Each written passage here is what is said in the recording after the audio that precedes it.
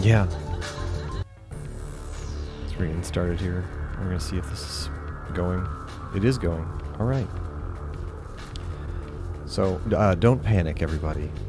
This is just going to be a quick update and kind of a filling you in if you are a member of the community we have here on the channel.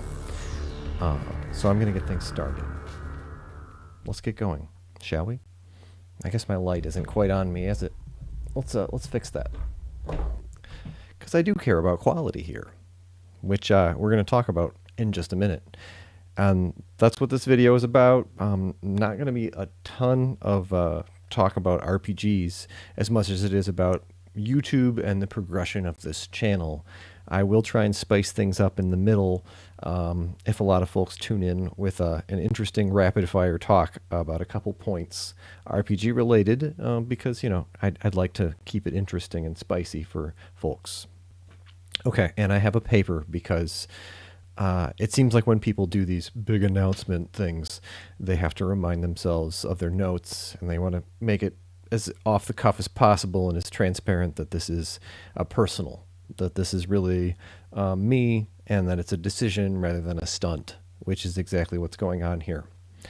So I'm going to be pivoting my channel and moving towards a more traditional scripted workflow with sprints of videos in a series with related content, related structure, and this is kind of all to keep up with that very pressing demand, which maybe some of you know about, which is that one absolutely has to put a video out there every week because that's the attention span of both the YouTube robot and to a certain extent the viewer, in the sense that both of them will forget that you exist, not really be engaged with your content and interested to check back. And that same engagement is also pretty key for me pivoting as far as, you know, finding more income from the channel. And I'll talk about why that, you know, matters and why you should care and why I care in just a minute, as far as, you know, why it is that the money part and the success part is relevant for both of us. Because, you know, of course, this is a labor of love. This is something which I enjoy doing. It is about my hobby, and part of it is that my honesty that I'm trying to not shill, I'm sure, is a lot of the reason why some folks are excited to be here. And I try to be more genuine and less schmarmy and fake. And I'll talk about how the branding of the channel, you know, is largely going to remain the same as far as the things that I think are most important. So I'm also going to mention that too. So the big announcement is that I'm kind of changing and pivoting how I'm making the videos, which you will probably see. You know, one of the things is that normally I sit down in front of the camera, I come up with an idea for a video, and I shoot it, and I refine it through several takes, and then I go into the edit bay, and I really hustle through it to try and make something that makes sense. And that's what I'm doing usually, you know, every week or so, and then trying to get those videos out on Thursday. At other times before the coronavirus, when I had a little bit more time, I was making the documentary videos, which I'm sure is a big reason why a lot of folks were here. The more involved Traveler universe histories, the stuff about Harn, the stuff that was very tight and had a lot of voiceover and was very animated. Those things were very time consuming. Okay, and I want to put that, you know, out there for you, is that those really were a labor of love in the very real sense of the word, that they don't actually make me a great deal of money. For whatever reason, the advertisements on them are not rated very highly as far as the value of them. And then the other side of that is that I can't come out with content like that, you know, every week or even every month, really. And so that means that people won't engage with the channel. You know, that would take a staff of like 5 people to make videos of that quality level every week, frankly. And so, you know, yes, I do make vloggy type videos, which have some humor and some editing with me sitting in front of the camera, talking about various issues within the hobby. And that's where I've settled in, And I'm going to be changing things a little bit moving forward, and that's what I've settled into trying to provide on a weekly basis, is various forms of RPG discourse or examinations of topics beyond the facile level of like, hey, are you new to the game? I'm here to teach you really basic things like 5 other million channels on YouTube.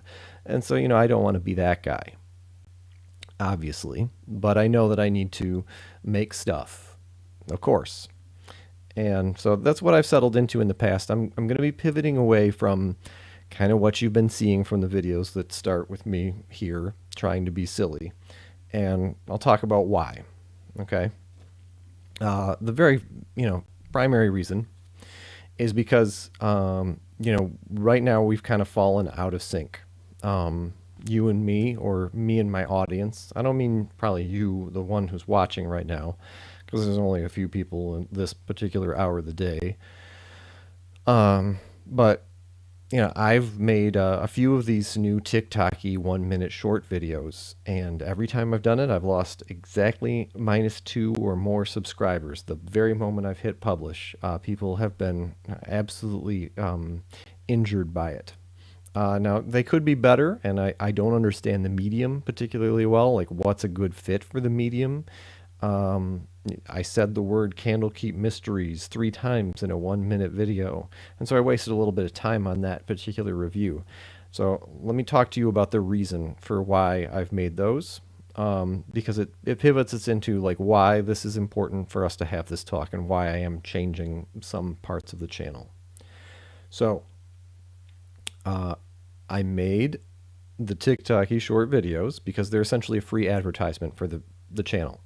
They show up in the YouTube Shorts bar, and YouTube Shorts are a new feature because TikTok got banned in the US for a little while.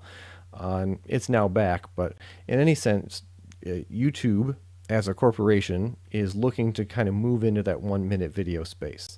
And they're trying to get the rest of us, the folks who are normal YouTube makers, to get on that bandwagon and make some of those shorter videos.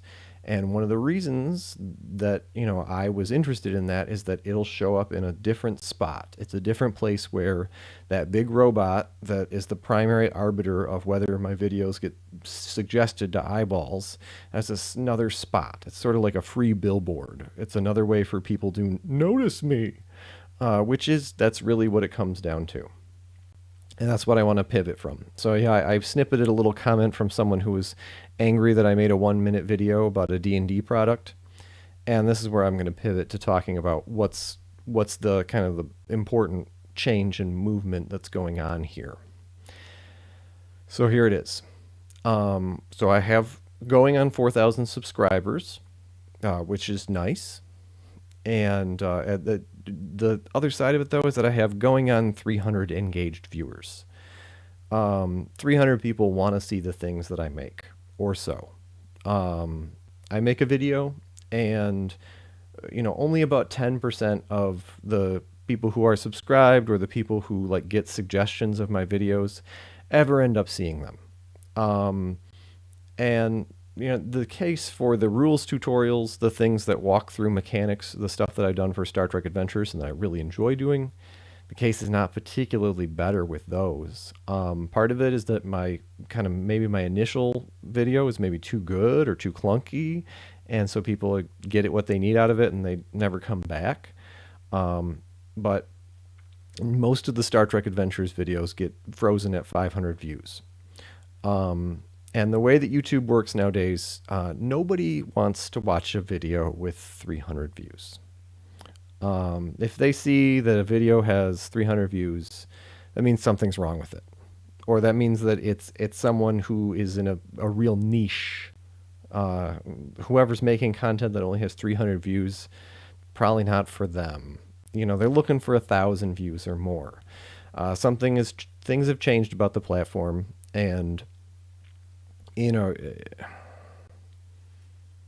things are different, frankly. It used to be, the idea was that you were discovering unknown content. You could be the person to discover this new thing.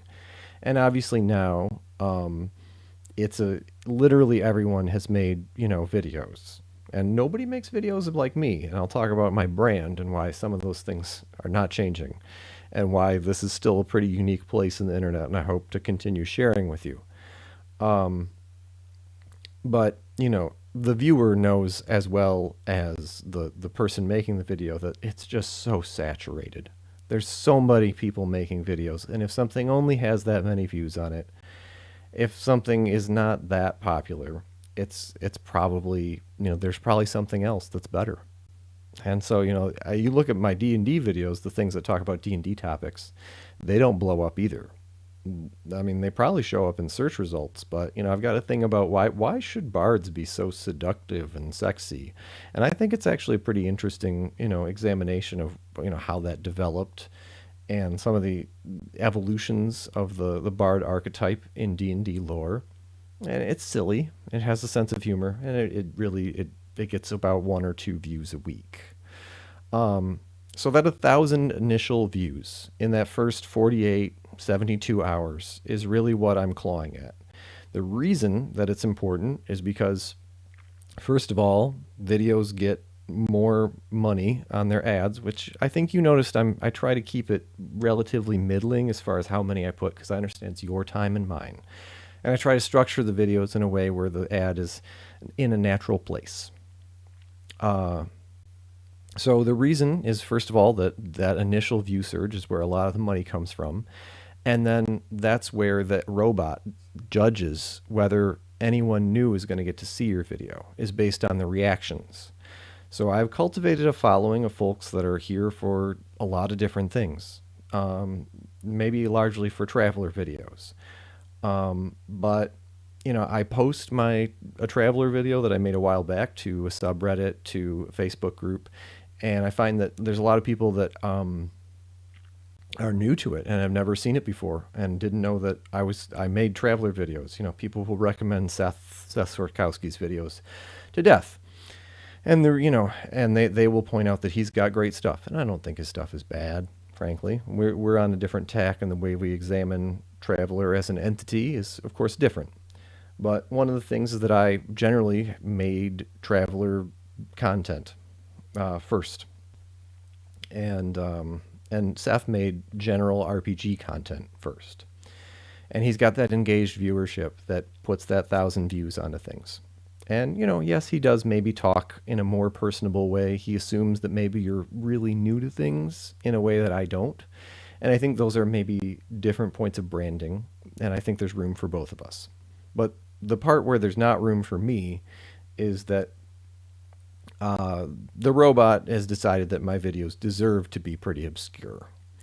And I need to change that by making videos that are clickable, videos that you, the folks who are my audience, want to see on a weekly basis, the kind of videos that I can make on a weekly basis, and improve the quality level of those iteratively, in the sense of having more scripted content, repeating myself less, doing little small incremental changes. I can't do all the, really intense animations for every single video that maybe some folks are here for. There's just not time for that. So, I want you to keep that in mind whether you want to stick around. Because obviously that guy in that comment right here was not here to stick around for the RPG Tiki-Taki video that I'm trying to get some eyeballs on my channel. And that's why I made it. And, obviously, if when folks are subscribed to my channel and they decide they don't want to see a video, the robot makes up its mind that this is, even the subscribers, the people who really said they wanted this guy's videos, they don't like it. And part of that is that my content is, even though it's already niche, I make videos about different RPG systems. Now, I'm not going to cut the baby in half. I'm not going to completely stop making topical videos about Star Trek Adventures and about Traveler, but I'm pivoting in a way to talk more specifically about RPGs in general, about archetypes of players, about emergent things that happen in play. I'm gonna talk about D&D more because it is in some ways the thing that people search for, and in some ways I believe that actually the robot thinks that RPGs and D&D are two different topics. And the way that people engage with RPG YouTube, well, there is no general RPG YouTube. There's D&D YouTube, really. And then there's me and a couple other channels that, try and make things about other RPGs, frankly. And, even if you were watching a Pathfinder video about, like, say, Speak with Dead, if you were watching, D&D content, the robot would be able to figure out that those were related, and they might cross the streams there a little bit. And the truth of the matter is that it's just not that same way when it comes to what I'm doing here. So I need to access that main thing. And I also need to make videos that will be provocative of sharing, that people will want to get their opinions of their friends, that will start fires, that may be in conversation with other RPG personalities, which tend to mostly be D&D type people. So no, this is not becoming a D&D channel. Let me be very clear about that. But I'm going to try and write these videos more. I'm going to try and create them in sprints, so that I can more regularly post every week and make sure to have kind of maybe a little bit more consistent umbrellas for each video. So maybe we're going to examine different ways of information, of player characters accessing information. And we're going to look at lots of different methods for that to happen. And what I mean by that is that we'll look at Speak with Dead. We'll look at legend lore. We'll look at Traveler library data. And, each of those will get kind of its own encapsulated examination. That's an idea of a topic umbrella. Maybe when we go back to space topics, we'll talk about outsystems in Traveler. Why is it always the main world, and what's going on with all the other planets? And maybe we'll talk about itineraries in Traveler, flying to the world from your emergence from jump space and flying back out. What does that journey look like, and what does the actual main traffic flow look like? What does an invasion look like in Traveler? What does it look like when a major power decides to make its military might felt, and your player character starship happens to be around? What does that look like? These are different questions that we can answer, when we're thinking about Traveler. When we're looking at Star Trek Adventures, I'm going to continue to kind of talk specifically about how can you do this, create the filmic experience of kind of role-playing a Star Trek episode. How is that game a good tool for it? And how can you take the things about player agency, about open-ended outcomes, how it can go any way, but how can you still prepare as a game master? Because I've had experience with that, and I've had successes and failures. And so those are some topic areas that I'll be looking at that and try and break it into sprints, break it into things that can be interesting and that I can make every week. And also talk in circles a little bit less. Now, of course, you may have noticed I do that a little bit already here in this stream, even though I had this paper. But the truth of it is that I need to hit 1,000 initial views if this is going to go anywhere, if I can ever spend any more time on it. And in some respects, I already spend too much time on it, in the sense that it's borrowed from my son and from my wife and from other things that I could do, including just playing and having fun privately. But I like to do this, and I think that I do have some worthwhile things to share. I can't do it for 100% free. I'd love to do it even more, which will require unlocking a new level and breaking through a resistance level. And so I'd ask, just some patience, and for you to join me, and for you to understand that, I am kind of scratching, trying to get more eyeballs on this stuff. And that means that I have to use different tools to do so, and that I have to create content in a way that recognizes the form that it's being made in. So we're on YouTube, and I got to make stuff basically every week to keep that engagement up. And, I have to deal with the fact that in many respects, a robot, pretty unintelligent linguistic algorithm, decides how topics are related to one another. And so I have to play along a little bit with that, at least until we have more viewership that can sculpt and guide the data that then goes into the robot. So we have to make that journey together. And I understand if you're not interested in, climbing aboard the Starship, if that's not for you. And so it's not going to hurt me if you need to unsubscribe, for example. Because as it is, I've got, almost 4,000 subscribers, but really only about 400 people really want to see what I make every week.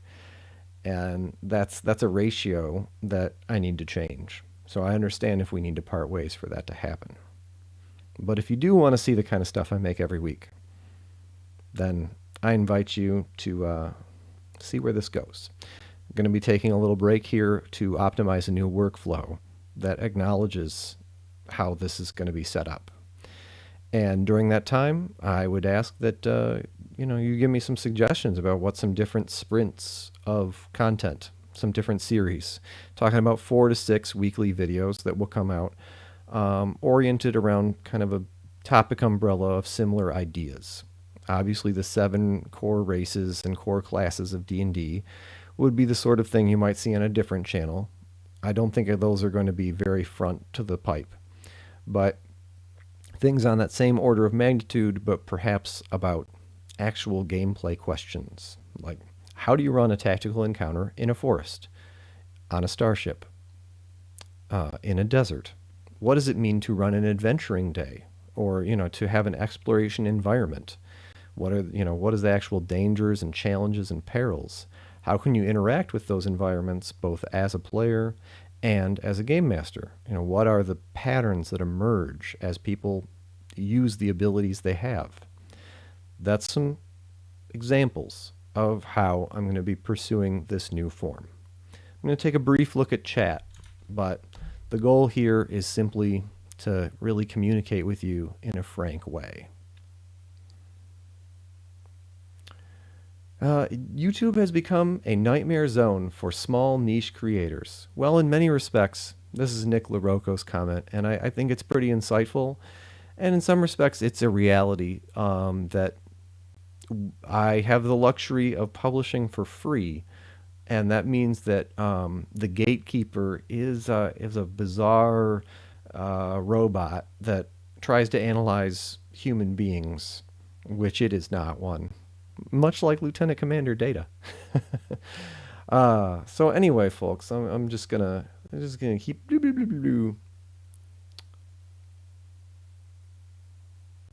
So as far as there's a question about Subscribestar and Patreon and so on. So for my part, some of that stuff I think is that I'm not gonna go into the arena of kind of doing Patreon rewards and stuff because I want to focus on the quality of the content for the most part for now. So I kind of see that initial 1,000 views hurdle as kind of a very similar level to the number of people who would want to support, to be a place where the time doing the bookkeeping and the administration and providing meaningful rewards, which could be just me hanging out in the Discord every week for an hour, that is time which is tough for me to come by unto itself, for example. So, that's kind of where I'm at with it. I did have a Patreon, which I just kind of never looked at and never did anything with.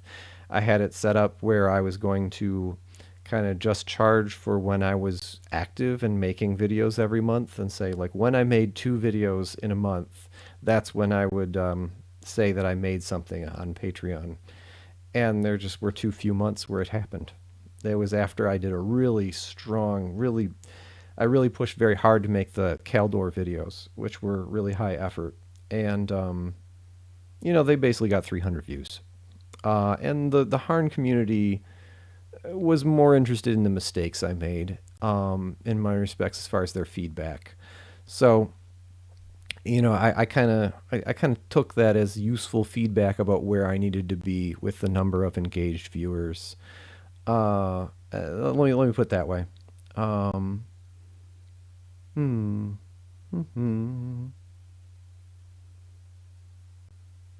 Okay. Yeah. So I guess that's just my view on it. I think we got level with that, as far as where that would be.